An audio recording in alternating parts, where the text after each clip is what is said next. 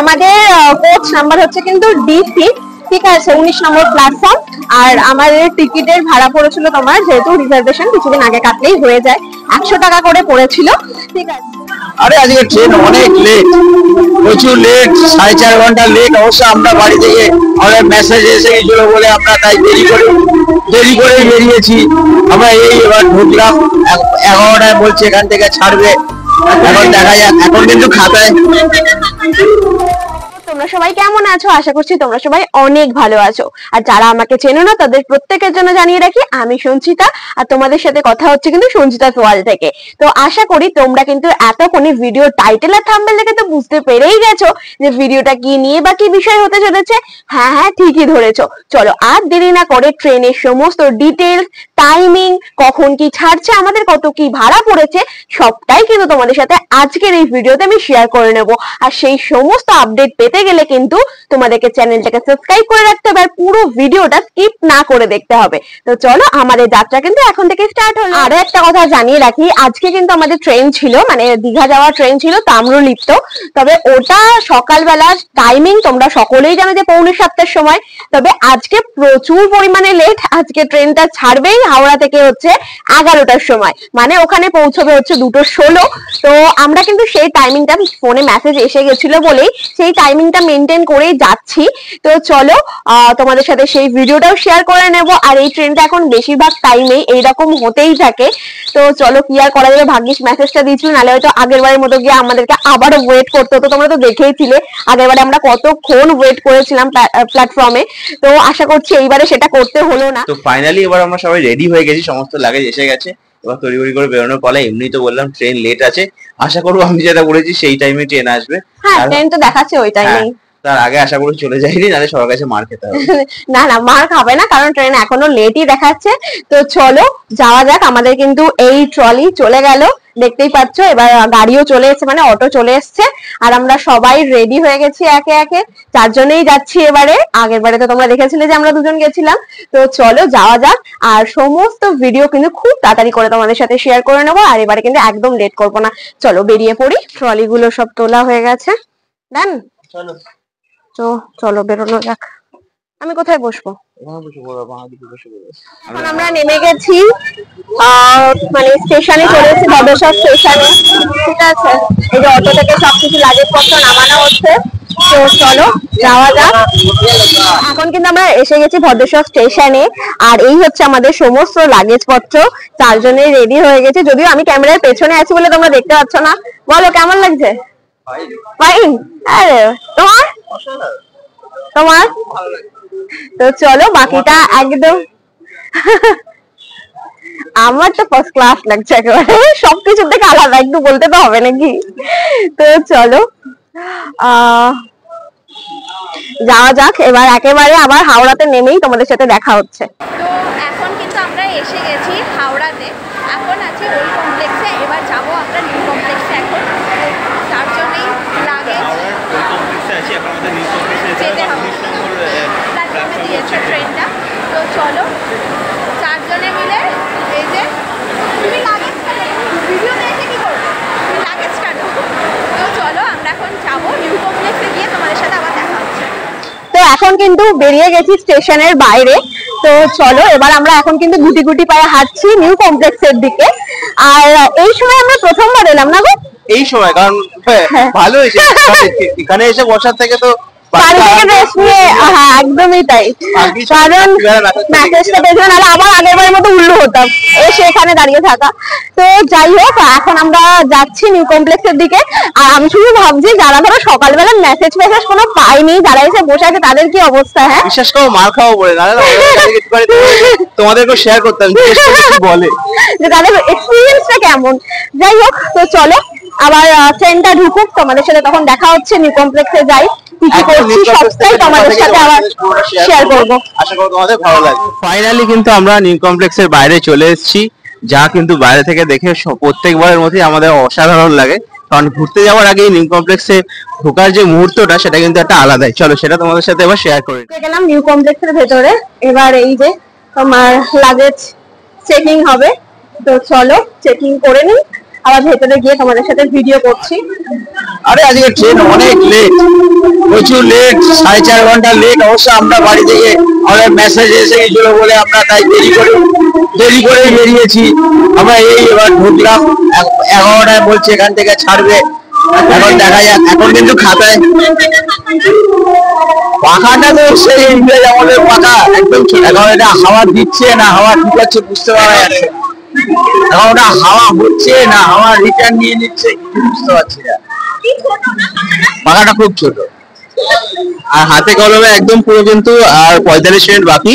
আশা করবো 11টা বেশি দেরি করবে না, তাহলে আর দীঘা যাওয়ার কোনো মানেই থাকবে না। এবার কিছু খেতে হবে। ওই আমার পুরনো বন্ধু আছে মিয়ামোর, চলে এসেছি নিউ আমোরের সামনে, নিউ কমপ্লেক্স নিউ আমোরের সামনে। তো চলো এখান থেকে কি কি এখন পাই সেটাই বাকি আমরা নিই, সেটাই তোমাদের সাথে শেয়ার করে নেব। চলো এখানে কি কি আছে আগে দেখিয়ে নিই।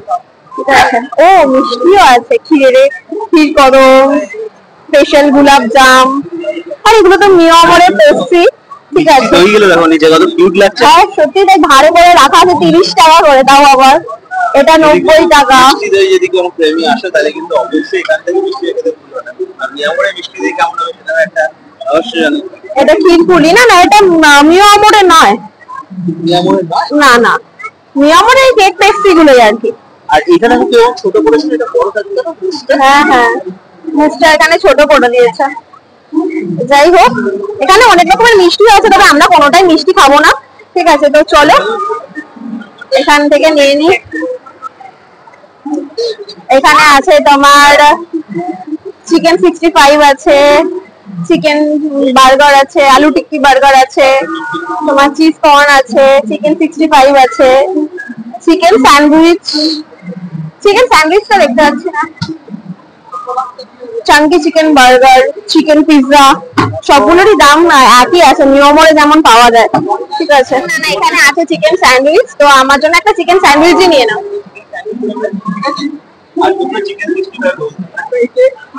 আর একটা আচারি নেওয়া হলো, তো চলো দিয়ে দাও।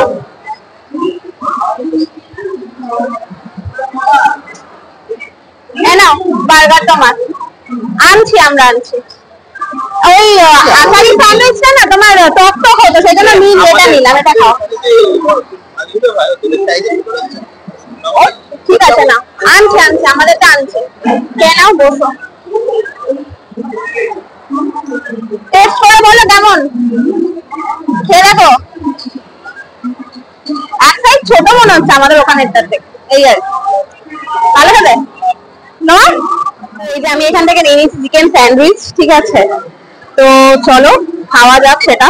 আমি অলরেডি একটা বাইট দিয়ে দিয়েছি। ঠিক আছে, অলরেডি একটা বাইট দিয়ে দিয়েছি। তো তোমার কেমন লাগলো খেয়ে বলো।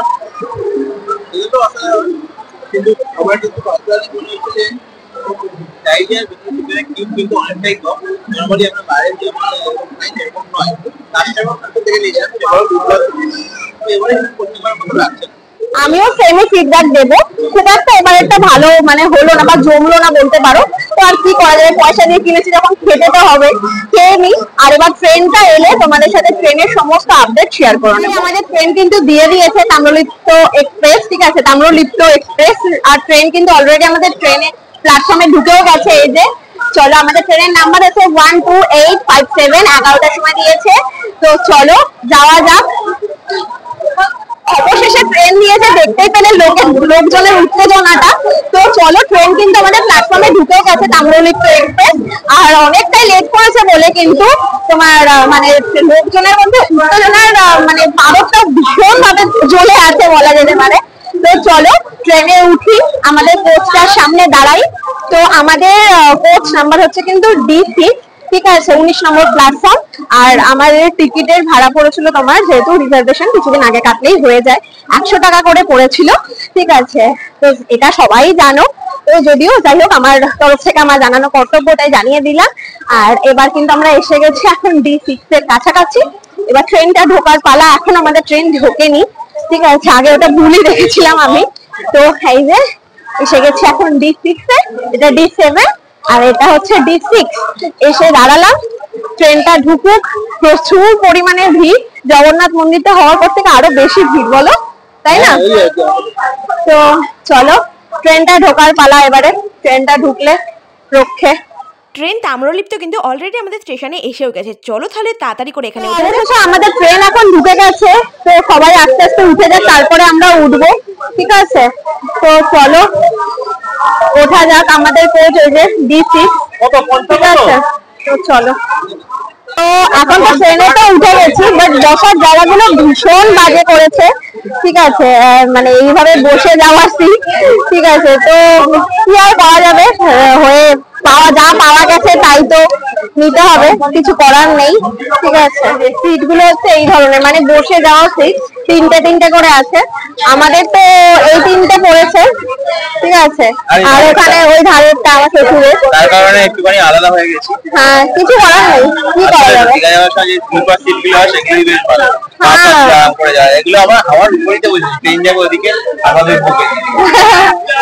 মানে একদম বাজে একটা ব্যাপার এক্সপিরিয়েন্স। আর আমরা এরকম প্রথমবার গেলাম, তাই না? তাই তো।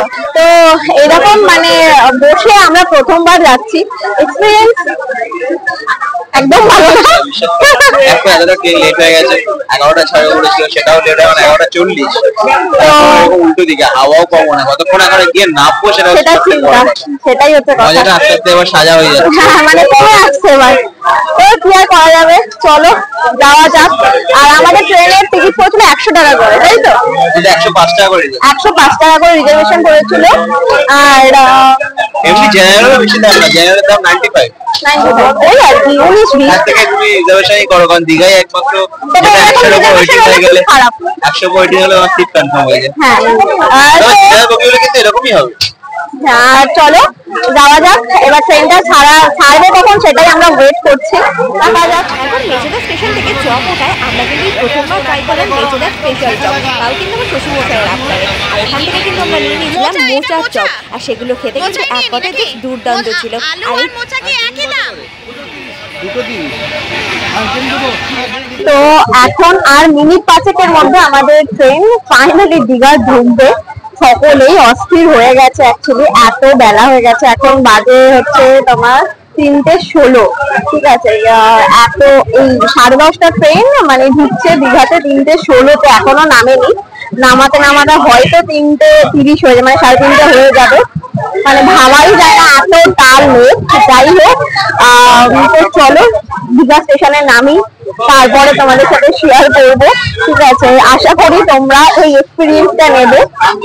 তো তোমাদের কেমন লাগলো ভিডিওটা অবশ্যই জানিও। এছাড়া তো দীঘার সমস্ত ভিডিও আসবেই, তো আশা তো করা যাচ্ছে 5 মিনিটের মধ্যে আমরা নেমে যাব। নেমে তোমাদের সাথে দীঘা স্টেশনটা আমি পুরো শেয়ার করব, আগে কেমন ছিল এখন কেমন হয়েছে সবটাই আমি তোমাদের সাথে শেয়ার করবো। তো চলো, এবার ধৈর্য হারিয়ে ফেলেছে, তাই না?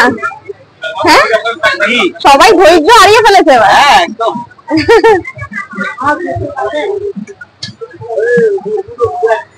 আর কি করা যাবে, ভিড়টা দেখো, মানে এতক্ষণের ট্রেন জার্নি শেষ করার যে উত্তেজনা সেটা জাস্ট দেখো, সবাই হাঁপিয়ে উঠেছে একেবারে, সবাই হাঁপিয়ে উঠেছে। মানে এতক্ষণের ওয়েট করার পরে ট্রেন জার্নি মানে সত্যি জাস্ট নেওয়া যায় না, ঠিক আছে?